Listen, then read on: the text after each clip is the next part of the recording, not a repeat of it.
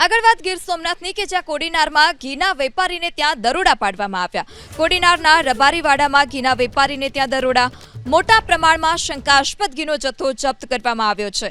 પોલીસના દરોડાથી ભેળસેળિયાઓમાં ફફડાટ। તો રાજ્યભરમાં જે ભેળસેળિયા ઘીના વેપારી છે ત્યાં એક બાદ એક તપાસ કરવામાં આવી રહી છે, દરોડા પાડવામાં આવી રહ્યા છે અને આવા જે તત્વો છે, ભેળસેળિયા તત્વો, તેમની સામે કડક હાથે કાર્યવાહી કરવામાં આવી રહી છે। ત્યારે આજે ગીર સોમનાથમાં પણ દરોડા પાડવામાં આવ્યા કે જ્યાં કોડીનારમાં ઘીના વેપારીને ત્યાંથી સેમ્પલ લેવામાં આવ્યા છે।